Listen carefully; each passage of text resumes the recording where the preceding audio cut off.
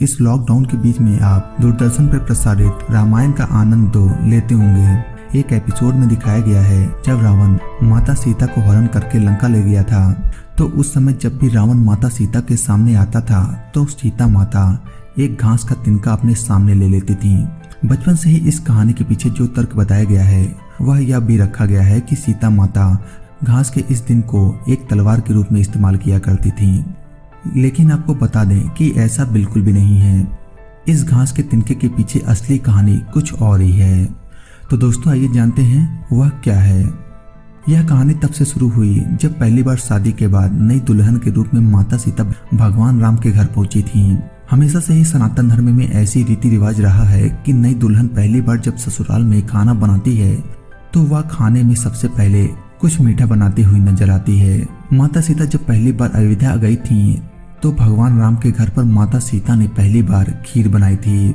सभी लोग बैठकर खीर खाने ही वाले थे, तभी एक बहुत तेज हवा का झोंका आया और हवा के कारण राजा दशरथ के खीर में एक तिनका गिर गया था। अब माता सीता उस तिनके को तो देख पा रही थी, लेकिन वह यह नहीं समझ पा रही थी कि किस तरीके से राजा दशरथ के खीर में से इस तिनके को निकालकर वहां से फेंक दिया जाए। माता सीता ने एक अद्भुत चमत्कार किया और उस चमत्कार से ही तिनका राजा दशरथ के खीर से बाहर निकल गया था। दरअसल माता सीता ने उस तिनके को ऐसी नजर से देखा था कि वह तिनका जलकर राख हो गया था और किसी को नजर नहीं आ रहा था। लेकिन राजा दशरथ ने वह क्षण देख लिया था और उस समय किसी को नहीं बताया था। बाद में माता सीता को जब दशरथ ने अपने कक्ष में बुलाया तो उनके सामने बोला कि मैंने आज आपके चमत्कार को देख लिया है। वह निश्चित ही रूप से एक जगत जननी कर सकती है।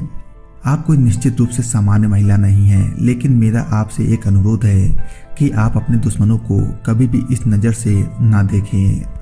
राजा दशरथ को दिए हुए इसी वचन के कारण माता सीता कभी भी रावण को ऐसी नजर से नहीं देखती थी, बल्कि रावण के सामने आने पर वह तिनके को सामने रख लेती थी। अगर माता सीता चाहती तो रावण को उसी समय भस्म कर सकती थी, लेकिन माता सीता राजा दशरथ को दिए हुए वचन से बंधी हुई थी और यही कारण है कि माता सीता रावण के सामने आने पर एक घास का तिनका अपने सामने रखती थी।